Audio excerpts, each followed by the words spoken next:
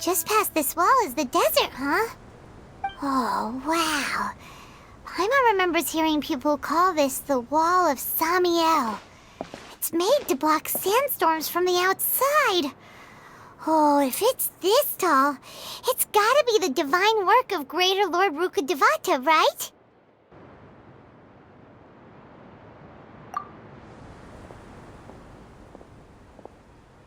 Enough gawking. Come on, follow me. Huh? Over here.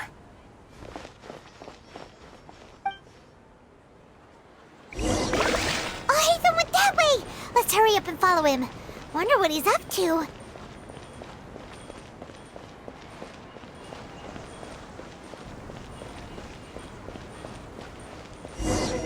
What should I sell after I'm done with this? And that.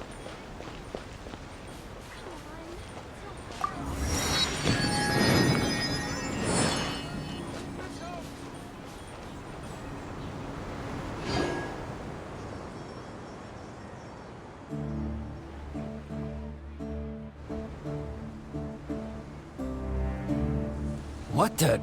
Where did she go? How did we lose them? They were just here a second ago.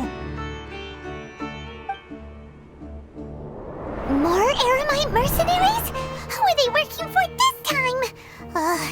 Anyway, Traveler, it seems like we were being followed again. You were too careless. You should have noticed those hopeless amateurs trailing you a long time ago.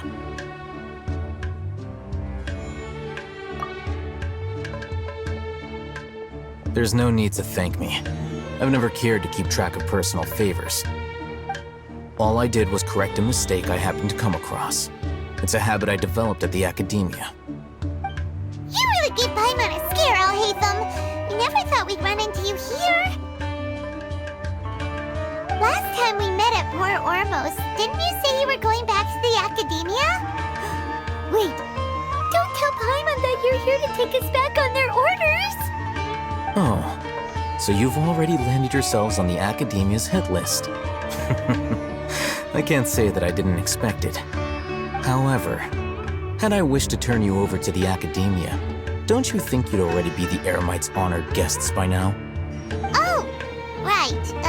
You do have a point. I have no interest in running errands for that project. As a scholar, I've always belonged to the camp that promotes researcher autonomy. And these days, you're more fascinating than anything the sages can offer.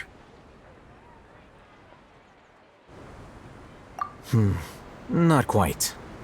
To tell you the truth, I'm still investigating the Divine Knowledge Capsule. Unfortunately, I've run into some difficulties. Everyone says the capsule originated in the desert and was eventually moved to Port Ormos. If I am to get to the bottom of this, I must understand how the capsule first came to be. Which brings me back to you, and why you're so interesting. The leader of Ain al-Ahmar used the Divine Knowledge Capsule right in front of you, and upon seeing him, your expression became perplexed, and you were lost in thought for quite some time. To have that kind of reaction, I think you must have realized something. Are you interested at all in sharing what you've been hiding from me?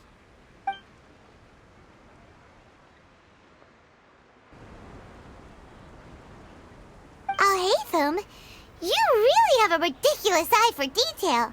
What kind of person even notices or remembers stuff like that? So that's your answer. Well, I do work for the academia after all.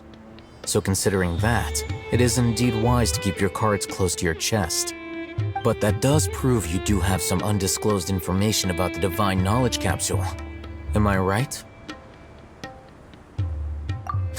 No matter. Rather than simply learning the answers from you, I'd still prefer to investigate on my own. Speaking of, you two are also headed to the desert? That's right! We have the same plan as you! But we don't really have any concrete goals at the moment. Then I'd suggest starting with Aru Village. It's the largest settlement in the desert, so it'll probably have more resources and intel than anywhere else. Well, would you like to head there together? It's always better to travel with someone you know. Let's go!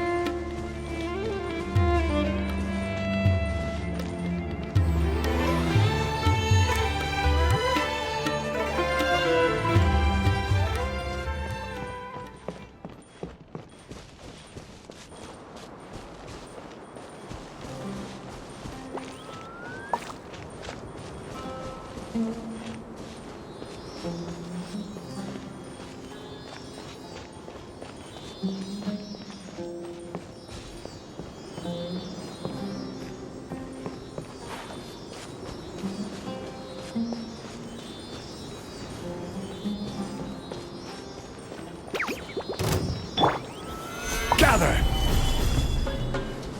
This is long overdue.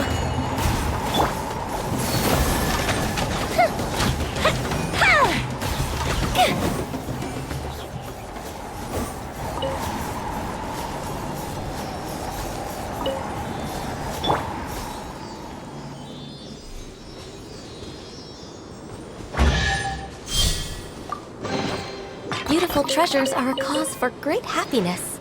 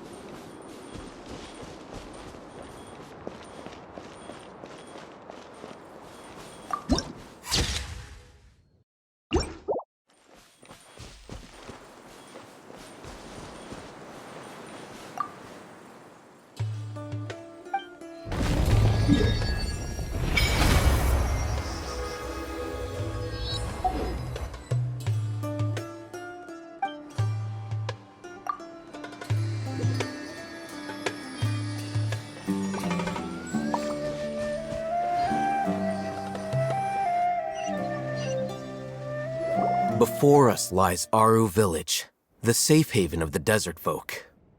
Whoa, this landscape is really something else. What a cool place! Let's go check it out!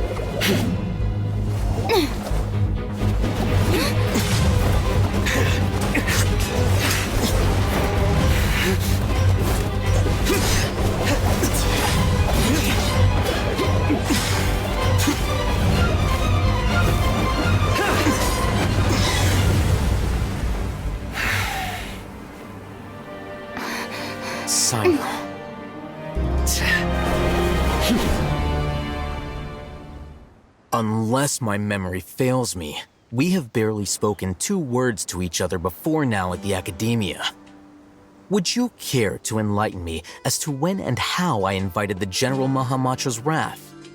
Alhaitham, do not think you can escape my judgment just because you managed to escape my attack. Judgment? So that's how you'd characterize your actions here, is it? Or would elimination perhaps be a more accurate description? Had I used my full strength, not even this traveler would have been able to stop me. Though styled like an assassination, I sought only to ensure that my target would be unable to flee or resist.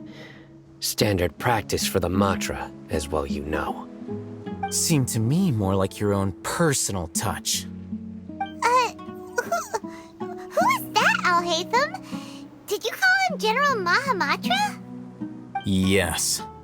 General Mahamatra Sino, head of all the Matra at the Academia.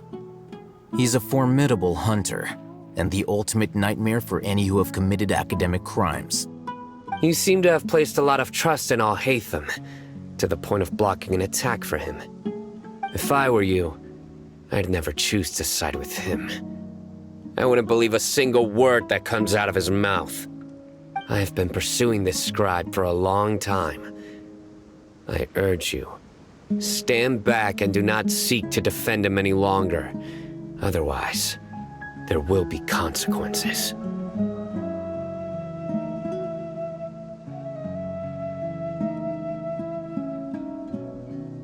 Has Alhaitham done something wrong? Hyman doesn't think he's as bad as you've made him out to be. I won't waste my breath explaining things. Alhaitham, I saw it during our fight. Take it out. The divine knowledge capsule you're hiding on your person. Unless you want me to retrieve it for myself. Very perceptive of you. Nothing escapes a Matra's senses. Wait, the divine knowledge capsule? Didn't it fall into the Matra's hands in Port Ormos? No wonder you speak with such confidence, Sino. But I must admit, I'm very curious. What does this capsule mean to you? And why, as General Mahamatra of the Academia, are you all alone in the desert? As far as I'm aware, the other Matra have been speculating about your disappearance. Have you been given a mission that's, let's say, morally dubious? If I was the real target of your mission, what was stopping you from simply using your authority and resources to judge me within the walls of the Academia?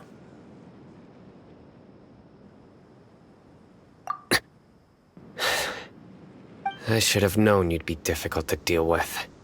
You two? Ugh! What you would do, Traveler? Paimon feels like we can't trust either of them! Ahem. Well, look at you two, acting all tough and self-righteous over there. Wait, Dia?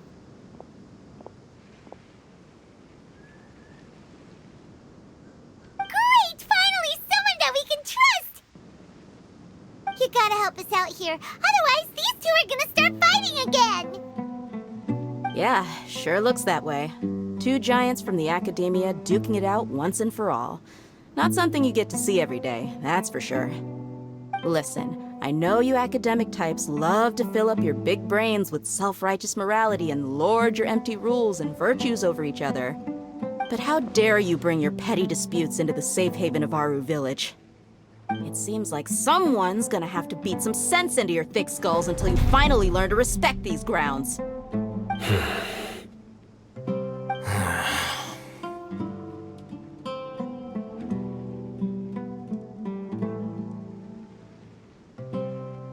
Hey, did either of you hear a word I just said?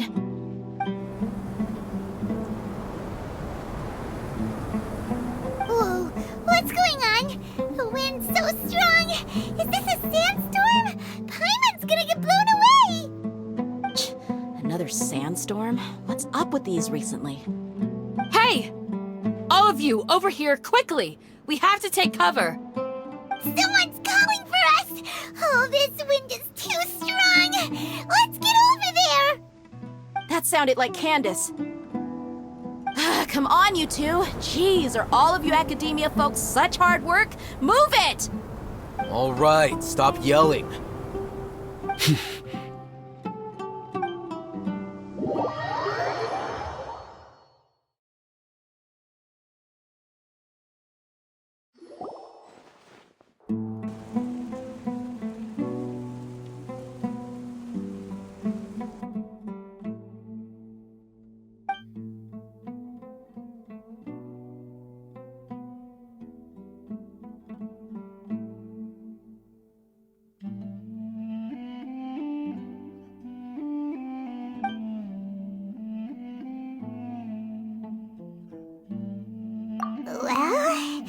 This is pretty awkward. Hey, wanna play sardines with 3 people who wanna tear each other limb from limb? Sure, why not? Sounds fun. The air is so thick and heavy. Paimon can hardly keep floating anymore. My sincere apologies, everyone. This is the home of our village chief. I will have to ask you to make do with this small room until the sandstorm dies down. Please, let me introduce myself. I am Candace, protector of Aru Village. Our savior has come at last! Nice to meet you, Candace. The name's Paimon. Thank you so much for helping us. There's no need to thank me. It's only right to help each other when the weather gets rough. Wow, she's so gentle and caring, like a nice older sister. Unlike those guys over there. All right, now that we're all better acquainted, we should return to the topic at hand.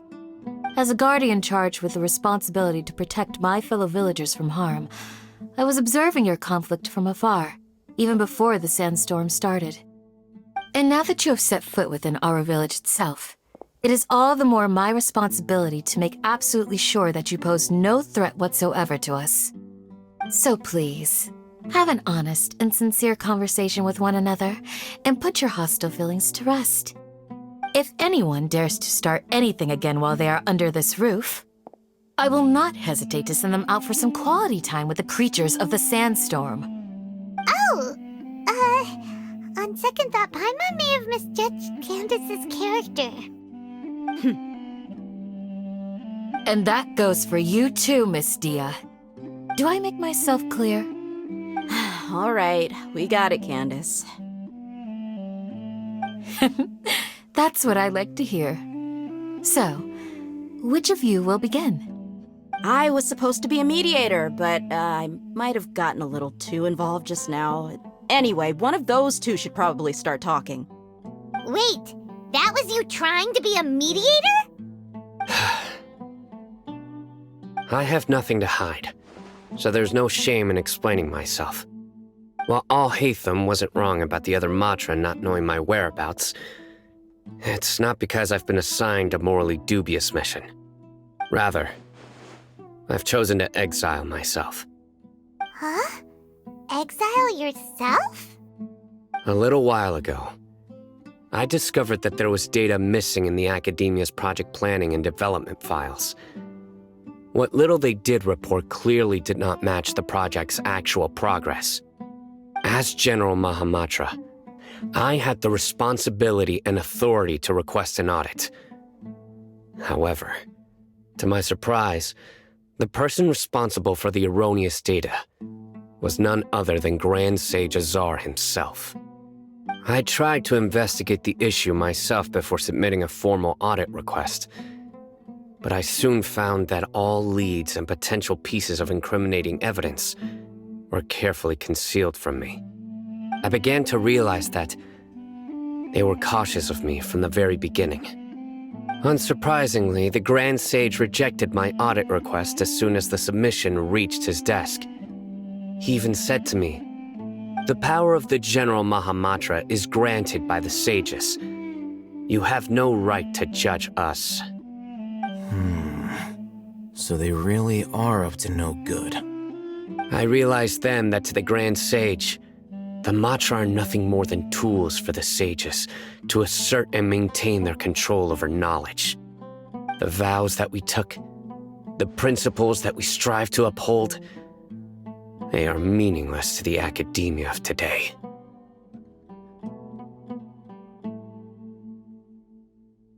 I believed it would be wise to flee the academia before the sages had a chance to take action against me. This way, they can no longer see nor predict my actions. I will never give up on this investigation. There's no need for someone else to give me power or authority. Once I find the truth, I will administer judgment by my own name. Saito seems to have the same goal as us. We're all investigating the sages. Plus, now that he's no longer the General Mahamatra, he somehow feels a lot less scary. Well, Sino, if that's your story, then why did you see Alhaitham as a target? When I was investigating the matter in the academia, I overheard a conversation between Alhaitham and a sage. The sages asked you to investigate a blonde-haired traveler. Do you dispute this, Alhaitham? What? Like many parts of the project, this assignment was undocumented. Now throw in your suspicious behavior with the Divine Knowledge Capsule, and I think we deserve an explanation.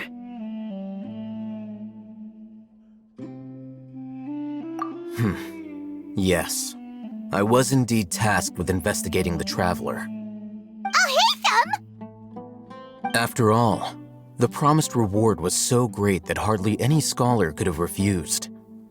The sage told me, once you've completed this assignment, I can give you a glimpse of divine knowledge. A most enticing offer. Unfortunately, those academics don't know me at all. Their words contained one key piece of information, namely that divine knowledge indeed exists. That gave me all I needed to know. From my perspective, the sages are far from trustworthy. Think about it. Isn't it a little strange they're so willing to share divine knowledge with anyone, even as a reward? So, I began my own investigation following the lead of the Divine Knowledge Capsule. In the end, I realized my wisdom in committing to this rather than collaborating with the sages. Had I been less guarded, I probably would have ended up like that Ain al-Ahmar mercenary, incapable of remaining sane for long enough to hold a conversation. You mean that the sages originally planned to dispose of you, using one of those capsules that drive people insane?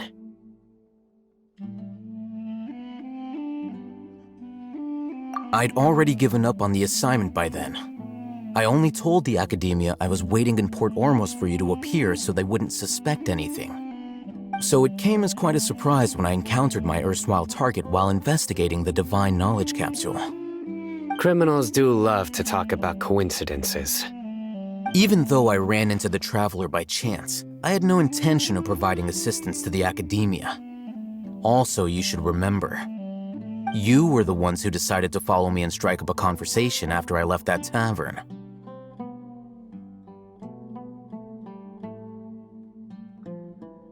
That's true. Alhaitham helped us out at Caravan Rebat as well. Maybe he's telling the truth. I'm willing to apologize, if that's worth anything to you. I took the Divine Knowledge Capsule behind your back because I judged its existence to be a significant risk. I felt that it would be best for no one to interact with it before it had been properly studied. After all, curiosity often proves to be the most dangerous thing in this land. You should be well aware, Scribe Alhaitham, that curiosity can also lead you to danger and suspicion. Answer me this. Did the sages share any information about their project with you? Have I not made myself clear? You and I are both distrusted by the academia. Do you really think they would tell me anything? Fine. Although you haven't completely proven your innocence, I won't regard you as an enemy, for now. As you wish. Good. I'm glad to see you two clearing up your misunderstandings. And now you, Dia. I believe it's your turn. Oh, sorry. Whatever the boys were talking about must have been so boring that I spaced out. My situation is pretty straightforward.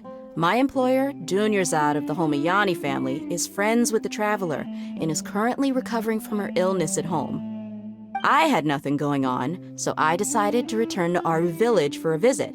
I was actually looking forward to a pretty exciting time getting back together with everyone here.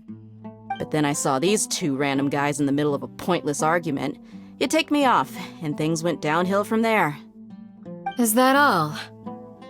Well, I will admit that definitely sounds like your style. In that case, welcome back, Dia. That's more like it. I missed you all so much, Candace.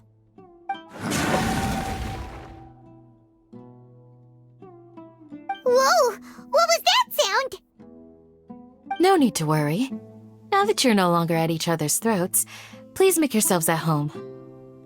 I'll take a quick trip outside to clear out some of those creatures in the sandstorm. Creatures? In the sandstorm? Are you sure you don't want some backup? Fighting in a sandstorm is not for the faint-hearted. Anyone without extensive training in these conditions is at a disadvantage. You needn't worry. Yeah, just leave him to Candace. Don't worry, she's as tough as they come.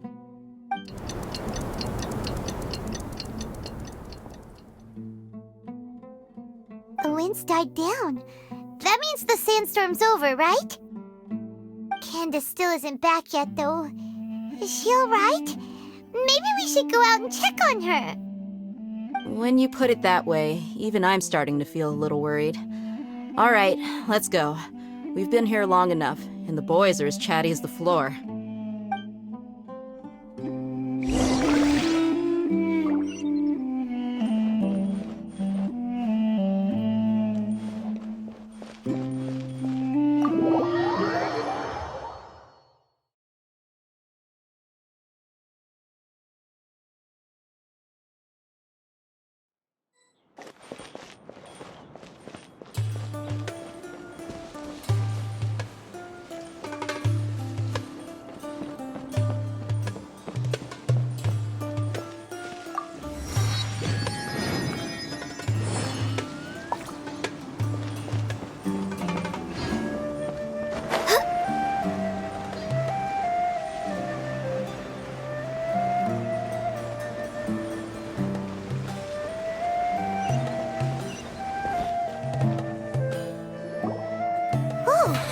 Candace, you're still fighting? You've been out here dealing with these creatures the entire time? Yes. They just keep coming in waves. I've lost count of how many I've defeated. Before I realized it, even the sandstorm had stopped.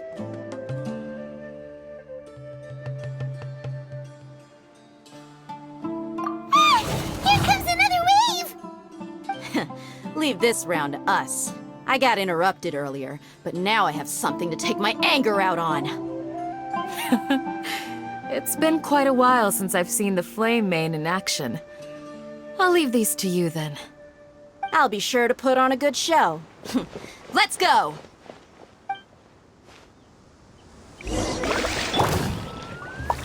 Solidify! Born of ice and frost. The fuse is lit!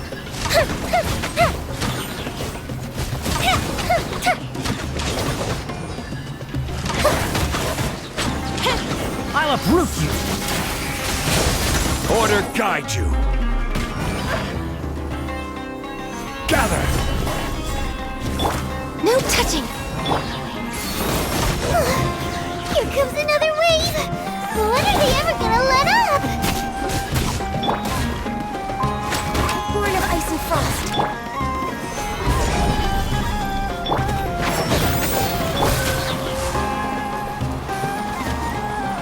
Fire hazard!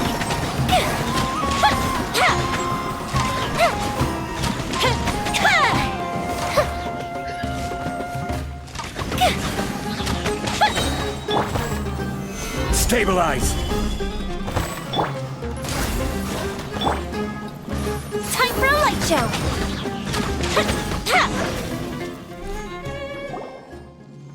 The creatures stopped appearing.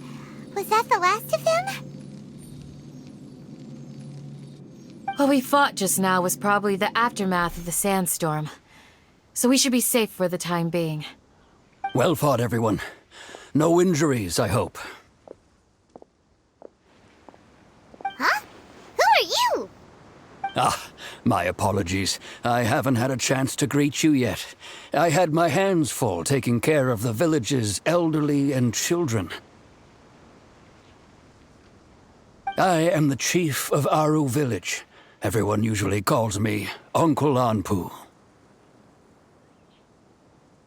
Sir, I am also originally from the desert, but I have not been back for some time now. May I ask if such sandstorms are common? I can't say they've always been common, but recently the storms have become increasingly severe and frequent. Besides sandstorms, we also occasionally get earthquakes. According to an investigator who stayed in the village a while ago, these unusual natural phenomena are related to the withering of Irminsul. Another effect of Irminsul's withering. So, Irminsul's withering causes withering zones in the forest, and sandstorms and earthquakes here in the desert? Everything in the natural world is inextricably connected to Irminsul. These regional symptoms can indeed be a reflection of Irminsul's present state. Everyone in Aru Village needs to take good care of themselves. Speaking of which, why haven't I seen a single village keeper since I got here? Village keeper? Who are they? Village guards like Candace? Does your curiosity know no bounds? Village Keeper is how Aru Village refers to mad scholars exiled here by the Academia. Most of them are scholars who lost their sanity after a period of training in the Avidia Forest. The Academia believes that their crazed mutterings may have a negative effect on the psyches of other scholars. So, they're forcibly exiled to the desert. Though if you ask me, it's all a boatload of nonsense. Alas, that's exactly what we've been trying to investigate. One by one, the village keepers have been mysteriously disappearing without a trace. But no one in the village has ever seen them leave. If you're planning to stay around the village for the next few days, I'd appreciate it if you could keep an eye out for them. I've had encounters with those people in the past. I'll see what I can do to help. The Matra are the ones responsible for their exile. Now that you're no longer with them, are you trying to alleviate your guilt and atone for your past sins? I'm fascinated by how you think. Mock me if you will, but if you are guilty, I will eliminate you, regardless of my position or identity. Oh, you're the former General Mahamatra. You must be an expert in these kinds of investigations. Thank you for your help. Is it because you're reminded of Hypatia? Oh, these poor scholars. First they lose their sanity, now this! We need to help get them back home, safe and sound. But, is it really a good idea to tag along with Sino? You seem like you really don't trust him.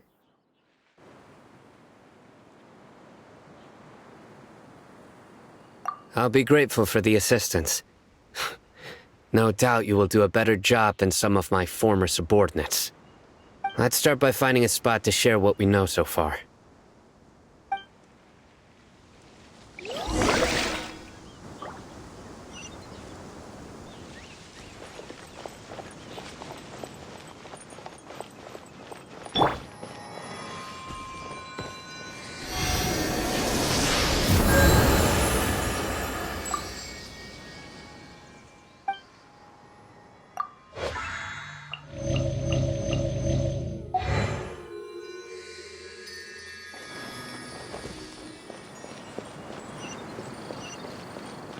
When in Aru Village, please respect the local customs.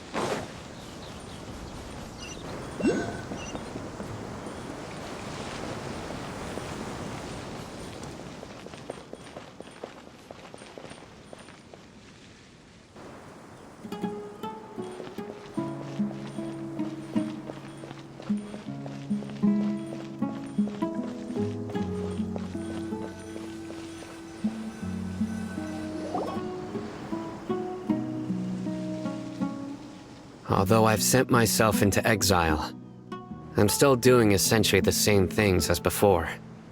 Do you still have any questions for me before we start our investigation?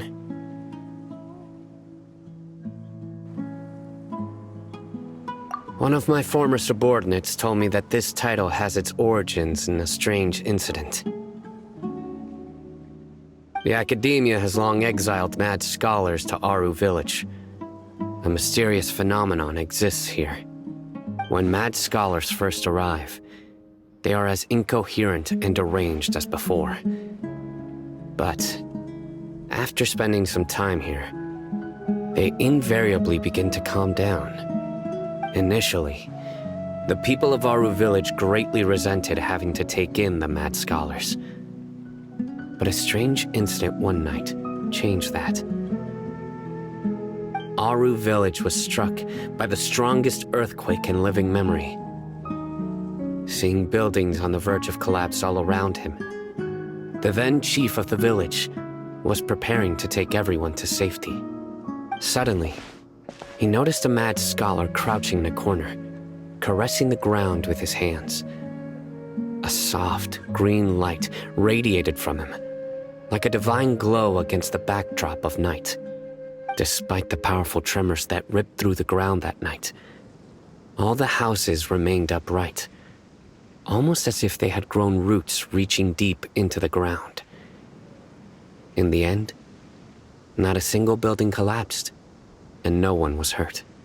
After that, the people of Aru village treated the mad scholars with greater kindness, and began to refer to them as the village keepers. The soft green light? A mad scholar protecting Aru village? What do you make of it, traveler? Paimon thinks so too. Actually, Sino, do you know if any of the mad scholars continued to wear their Akasha terminals at Aru village? In theory, they would continue wearing them so the academia could still monitor their activities. With that said, the main Akasha system would no longer have any interaction with them. Oh, no wonder! Everything makes sense then! Add in the fact that they calmed down, it was probably Nahida who calmed them. If you are able to draw a conclusion from this one story alone, then it appears you possess much more information than I do. So, what do you make of the story?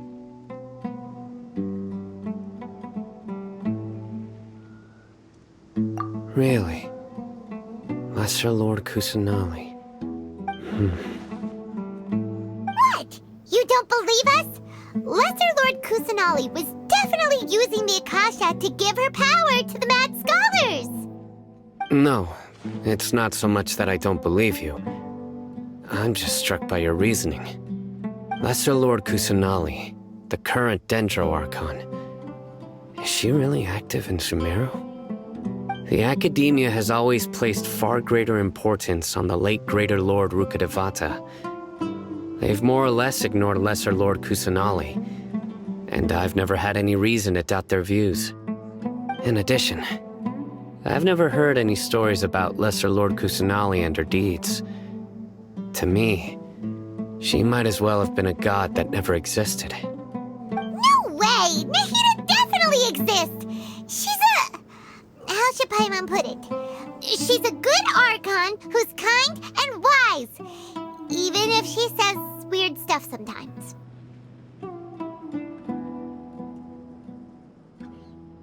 I've spent many years interrogating criminals, so I can easily tell when someone is lying. Good! Then you should know that we're telling the truth! That look in your eyes. I've never seen that from a liar. You two really must have met Lesser Lord Kusanali. How can this be? To think, our Archon has been amongst us this entire time. Alright, now it's our turn to put our skills to good use for this investigation. But easier said than done, especially since we don't have any leads. Maybe we can start by knocking on some doors. Excuse me, are you here to help me find my grandpa? Huh? Who are you? By the sounds of it, a resident of this village. My name is Isak. You'll help me find my grandpa, right? Is your grandpa a mad scholar? Hey, don't say that. Grandpa is just Grandpa. Why do you have to call him that? It's not like he's a bad person or anything. The person you're referring to is not a local. Yet you are. Why do you call him Grandpa? Grandpa is just Grandpa. He's my family. I heard everything you said to the village chief. Please, you gotta take me with you. I want to find my grandpa. I swear I'll help. I won't be a nuisance. Ah, so you're the one who was eavesdropping on us around the village chief's house. I was planning to go out and take care of whoever it was, but I had a vague feeling that they didn't harbor any ill intent. Whoa.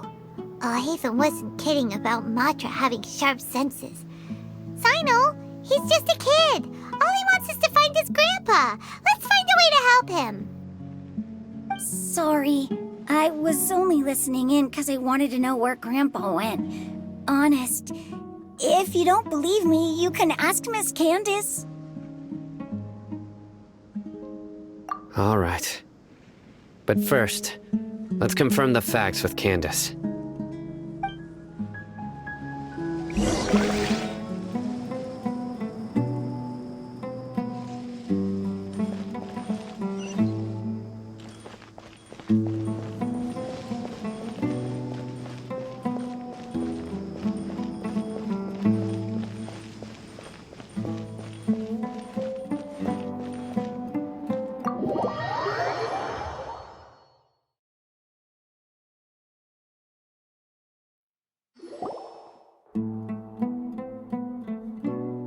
Sino is super vigilant.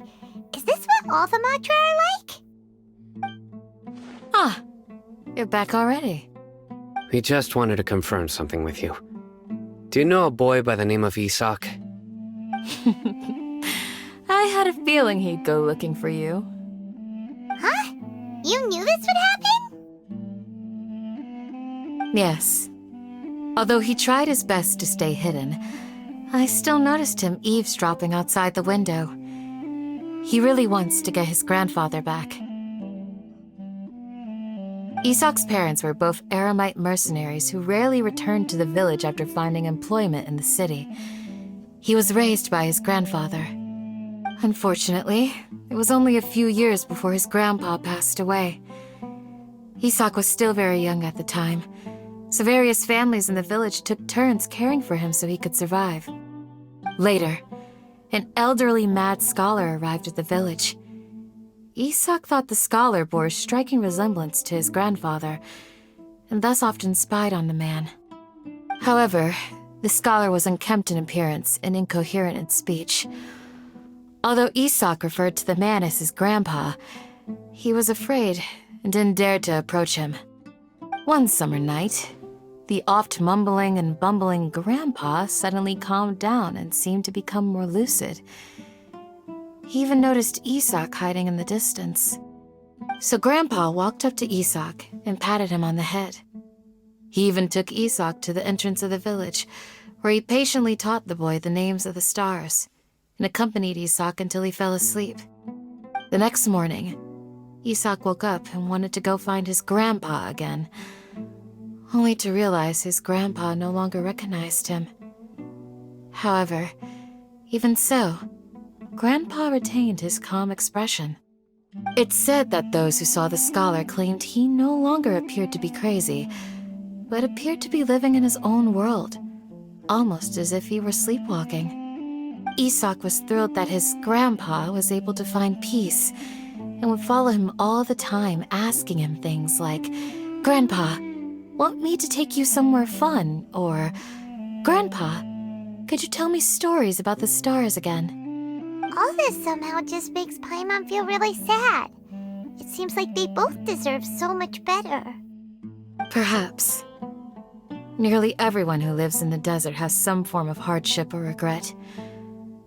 But even so, we must still continue on with our lives. It's also my reason for fighting. I must continue to protect this land.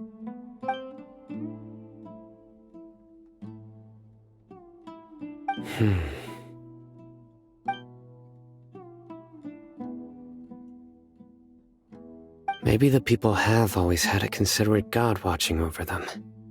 Huh? What did you say, Sino? No, nothing. As long as Esau keeps his word and doesn't get in our way, we can take him along. Perhaps you are more compassionate than I gave you credit for. Please accept my thanks on Isak's behalf, Sino.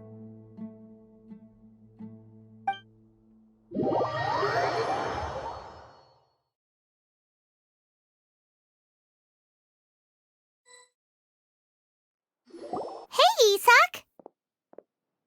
Oh, it's you guys! We've cleared everything up. Let's go find your grandpa. Really? Wow! Thank you so much!